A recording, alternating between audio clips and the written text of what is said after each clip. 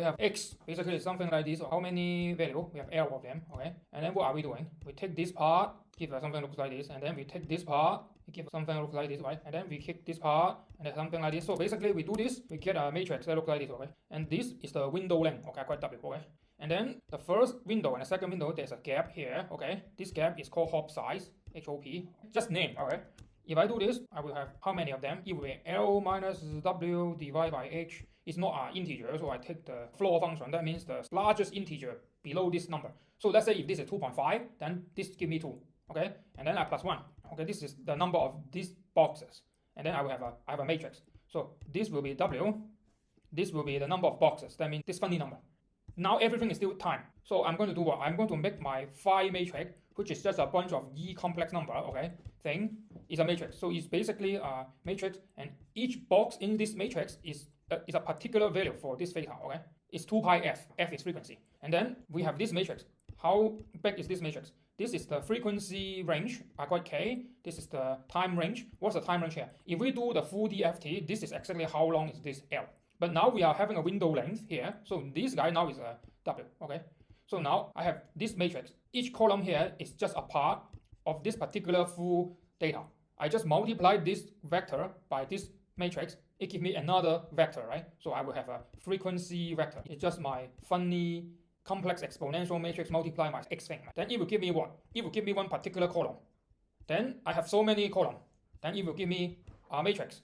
And now this matrix, previously here, these are what? This is number of boxes. I will say it's also number of boxes. Nothing changed.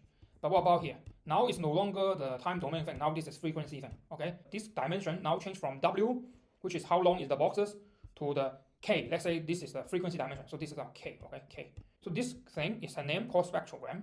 And then what I'm going to do? Let's say the spectrogram have this two thing here. Then I will going to split this into two matrices. The first matrix will be something that looks like this. The second matrix will be something that looks like this. Which these two matrices are all rank 1, meaning that this matrix is this vector, column vector, multiply this row vector. Give me this. And this matrix is this column vector, multiply this row vector. Give me this. So now I have what? I have split this guy to two things. Then what I'm going to do? I'm just going to do the inverse of everything, go back to here. Then I somehow get the sum split. Okay? So that's the whole thing. And I will call this, let's say I call it Y. Okay? Now I'm going to do the whole thing. I load a data called wave, okay? And then here the data. And then I have my sampling frequency. That means the time gap between my node. So I have fs. Fs is this number. And then my whole data actually have many data points. So I don't want to use the whole data. So I do this special thing so that my x is not too long. What's x? X is something looks like this. So actually this Mary had a little lamb, but too long. I just have Mary had. So mi re do. Okay. And then what? Let me play this song. This is the whole music audio from 0 Hz to this Hz. We don't need this many Hz. So I want to remove everything beyond 1000 Hz. So I do this. And then I'm going to do something called low pass filter. You don't need to worry about the detail here. This basically means I remove everything above the 1000 Hz. So now you hear the music again, it sounds different. Basically the higher notes are gone. So now I have N. N is my L here. Okay. So I have N. So let's see what's N. So this whole X have this number of points. And then I have my frequency max. I'm going to just take half. This is have a name called Nyquist sampling rate. Basically, just don't go over this frequency. And then I'm going to have something called frequency resolution. So basically, I just say 1 Hz. Each box is 1. Okay. There will be K boxes, which is 8000. Maybe I make it 5, so I don't need to compute too many things. Okay. Now 1600. Okay. And then what? Now I'm in this code. This is full DFT. That means I'm going to do Fourier transform the whole thing. So now I need to create a DFT matrix. What is the DFT matrix? It's basically E complex number I 2 pi, but discrete version N. So I have my E DXP density E. This TPI means 2 pi I. This guy inside is a 2 pi F. And now my F, this big chunk of thing, what is this? Basically means small k from 0 to big K and N to big N. I can replace this line by doing this for loop. This is stupid, I said, because MATLAB is very slow for loop. So instead, I just write this. This means I generate a mesh. Code this now. So what's K? You will see it's just a bunch of number like this. And then same for N. So if I run a double for loop for this kind of number, computer explodes. So don't do that. So you need to do mesh. So now what? I will have a complex matrix. I call it PSI. Okay. So basically it's just a bunch of complex number. Okay. So one box is just real part, imaginary part. Okay. So what I'm going to do to get a frequency spectrum, I just multiply this matrix with this X. Then I get a vector. I call it big X. And then I will take the first half because this whole thing is symmetry of each self. So I take the first half. And then I now make a frequency axis. I have the frequency axis, so I'm going to plot frequency axis and then plot the one-sided x. So I'm going to plot this. Now I get something that looks like this, which is saying that how many stuff are inside. Again, this is in log scale, okay? Let's say I don't do semi-log y, I just stay to plot. If I do in linear scale, it looks like this. Well, very clear. We have three things. This is, I do the whole thing, but now I'm going to do like this. So, same thing. I'm going to load everything from scratch, okay? This time, everything is the same code, okay? And then now make a STFT, short time Fourier transform. So first I need to chop this guy. I make a window length, so what's the window length? 558. So that means this is 558. This is 558. So I have a hop size 10. And then what's the number of segment? Exactly this. Then now what next? I'm going to chop this. So I just do this, okay? For each of, I make a starting ID and I make an ending ID and then I have a segment, okay? Then I'm going to do this, okay? Now let's see what is exact. This exact is just a bunch of numbers. Let's say I plot the 85, it looks like this. Okay, then very likely, if I do a Fourier transform here, it should give me two things. The first thing is the macro structural thing because it's so regular. The second thing is probably the small oscillation. So this part have two things, okay? So this is the 85 box, the 85th one here. Let's say I find the 25th one, okay? It looks like this, okay? And let's say change to 555, okay? It's like this. You got the idea. So what I'm going to do, I'm going to just do the DFT, but now on this segment only.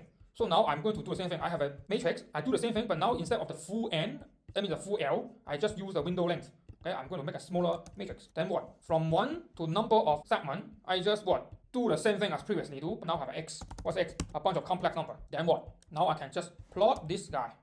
So we should plot the ABS, absolute value. The magnitude of a complex number, also the absolute value of complex number is the real part square plus imaginary part square root, sum square root, right? So I do this, I get this. This is what? This is harmonics, okay? And then what? This is one column. I'm now going to do the full matrix. So I don't need to have one column. So I'm going to just call this.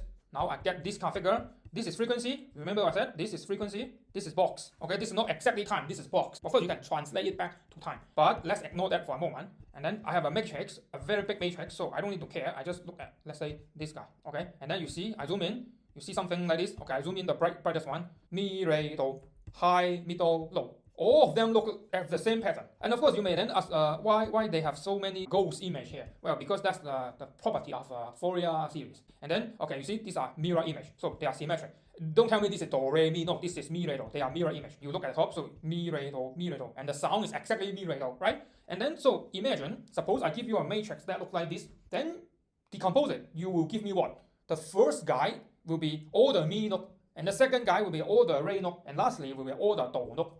And then this will, by looking at this picture, you see there's a free thing, right? So I will do a decomposition of rank 3. And then what I'm going to do now, I'm just going to do this picture. So now you see this picture is this picture. If my matrix is this, then what you should get? You should get three things. You will have three matrices like this. The first matrix is something that looks like this. You have a W activate higher and the H only activate in the beginning and then nothing in the end, right? And then you will get the second one, which is this one go a little bit lower, this one go a little bit on the right, which up here in the middle. And lastly, we'll get the last one, which should be this guy. This is what I'm going to do now. So how do we do this? Well, I need to decompose this matrix. So I'm going to use this thing. This whole matrix is my A. Okay? I just need to find a B and C such that this is very small. If this guy have 0 norm, that means the thing inside are equal. Then I have successfully do this. Then how do I approach this? Okay? Then I'm going to solve this. But there's a small trick. These things are all positive numbers, so we also need them to be larger than 0.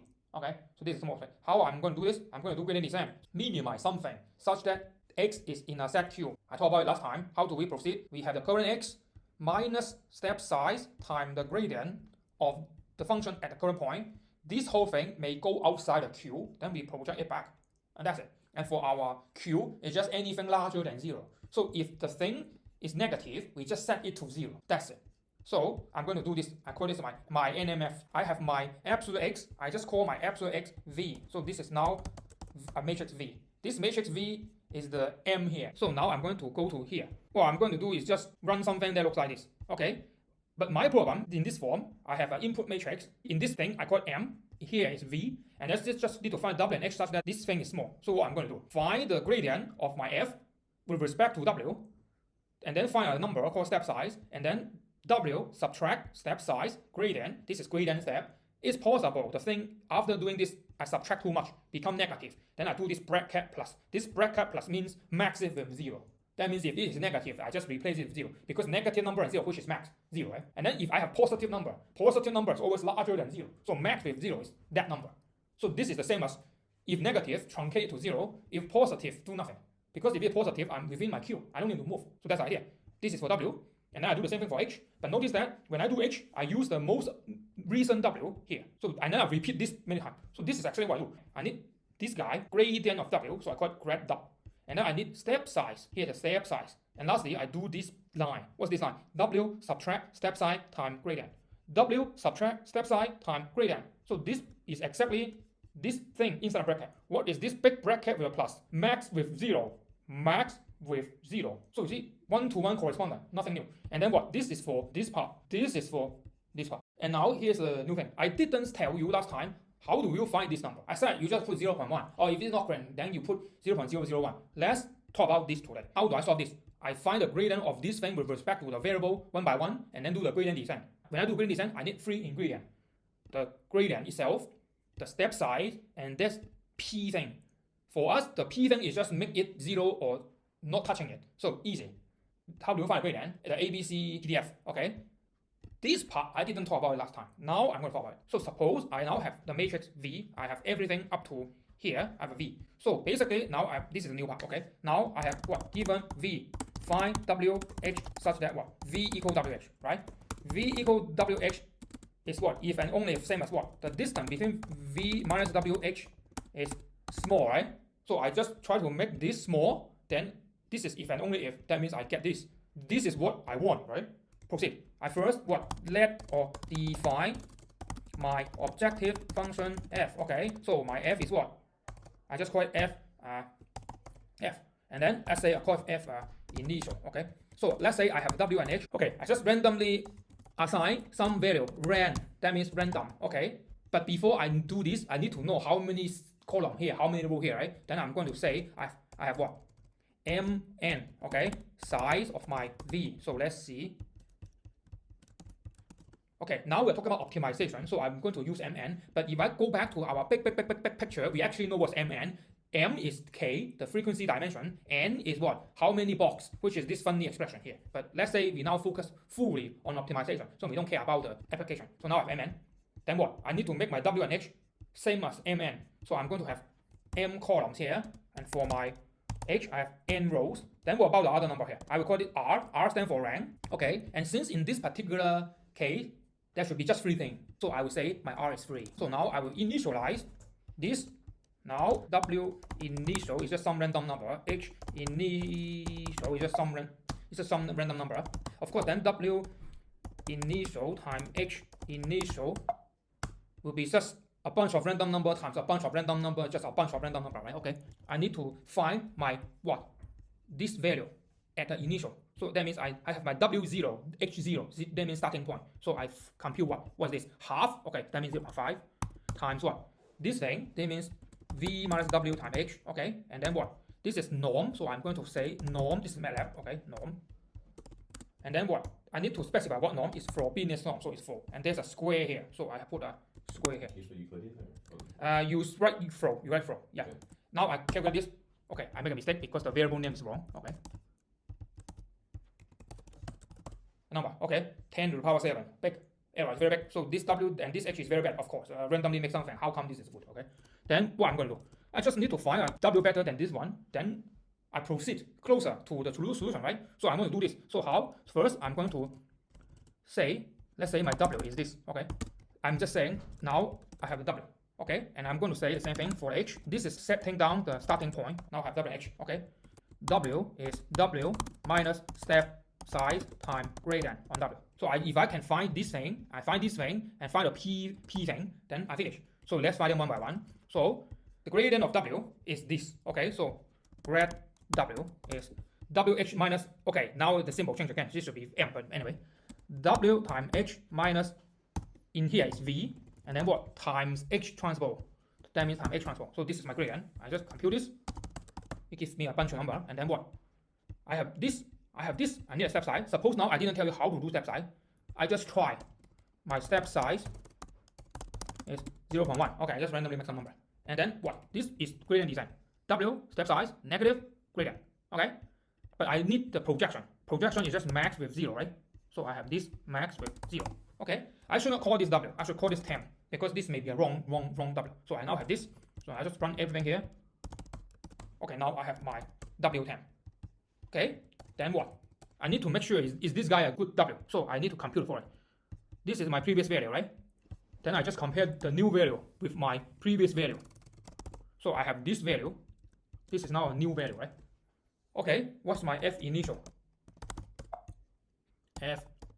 Okay, type so many things wrong. Okay, so you can see my value here goes up. So this is bad. Okay, let me call this F new. Okay, so I have a value like this. So I have this value, and my F. Okay, I'm going to no longer type so many letters. Okay, it's just stupid. Okay, so I'm have this. Okay, then what I'm going to do?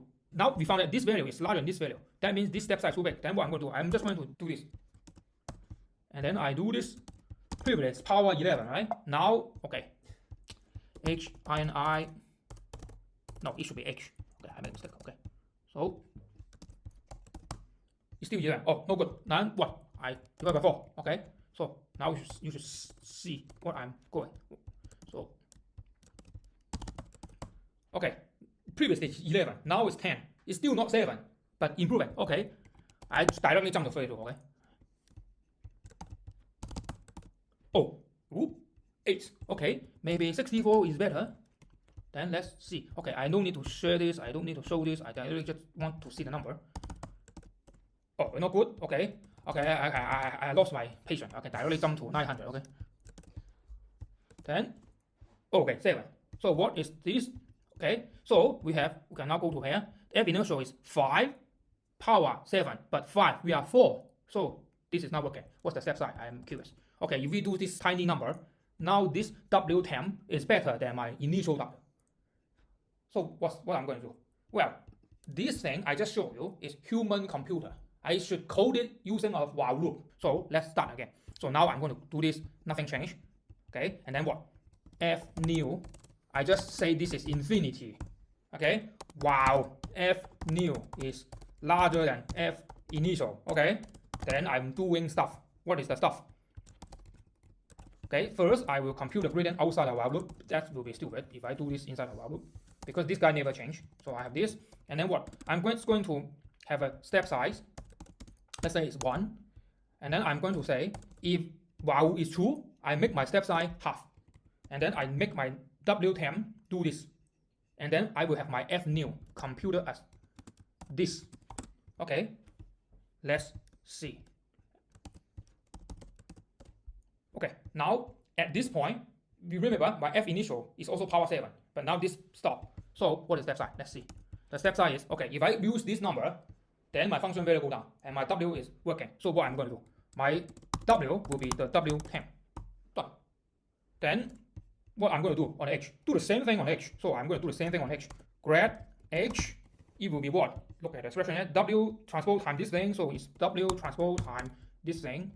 Okay, and then here's the tricky part. This F new is used here, but now my F INI should be the F new here because I already update something, right? So my F INI is F new. Okay, so this will update everything. So let me click this. Okay, this is my F INI for this. Okay, I put here, and then my grad H, and then I have new, and then step size 1, and I now repeat this for what? For H. So I have H temp equal to H step size on H, grad H, max is 0, and I have F new. Now this is on temp is on H, right? So okay, yes. Okay, so now what's the F value? F new is this, right? And F INI is this. So both are power 7, but this is 5.3, this is 5.2, so we go down. So now I can accept my this H, okay? So now I have this new H. So if you don't trust me, let's compute this guy on the old WH and the new WH. So this is old WH. This number, what's the new WH? Just remove the INI. Okay. Okay, you see? From 3.2 to 2.4. So everything going down. So what I'm going to do next? Go back to W. Then what I'm going to do? I'm just going to write everything here into a very big for loop. Okay. So now I'm going to write a very big for loop. Okay. and then let's say I run 10 iterations, okay? I equal, okay, don't use I is complex number, you will confuse, I, okay? 1 to 10, okay? And then I do this, I. And I close all this, otherwise it will show forever. Don't show this, don't show this. Yes, now run this. If the number is increasing, that means working. Okay, so now I have up to iteration 10. Let's see what happened to the function value. So I just compute this using the newest WH, so I don't need to this. Okay. Okay, 2.6. Oh, power even dropped by 1. Previously it's power 7, right? So now power go down by 1. Okay, good. Let's make it 50 iterations. Okay. And just wait. Okay, let me just tell you. This code is working, but this is a very stupid algorithm because you are doing brute force search. Later I'll tell you a better one, okay? Because this basically means if it's not working, half the step size. If not working, half the step size. So now I have finished 50 iterations plus the previous 10 and a few one, maybe 60 something iteration. So what's the function value here? Just have a look. I don't need this. I just have a look. Okay, 1 point something power 6. That means if I keep running, it will go to power 5. Okay, ignore this for a moment. Let's have a look. What does WH looks like? Okay. Okay, this is W. Okay, and then what? Let me zoom in. Okay, you remember it's a mirror image. Okay, now I have 3 colors. Okay, let's just look at these 3. Well, they are located in different locations. So, different look. Probably this is me, this is red, this is low, because this is frequency. Okay, I didn't plot the correct x-axis, but doesn't matter. Okay, let's look at H. Like this. Okay, now, oh, this is very nice. What is this? You have 3 colors. Blue is very strong in the very beginning, very weak later. This is me. Orange, very strong in the middle, not strong beginning, not strong in the end. This is red. Red, very weak here, very strong in the end. This is Do. Done. Because from the audio, we know it's mi, re, do. And then mi only appear in the beginning. Re only appear in the middle. Do only appear in the end. So by looking at this, you know which is which. Now I have W. I have this picture. I have 2 W. First column of W, second column of W. I have 2 rows. First row of H, second row of H. I'm going to get this back. Now I have three particular WH. So I have this column 1 times row 1, column 2 times row 2. So now I have these 3. I'm going to plot, let's say the third one. I get this.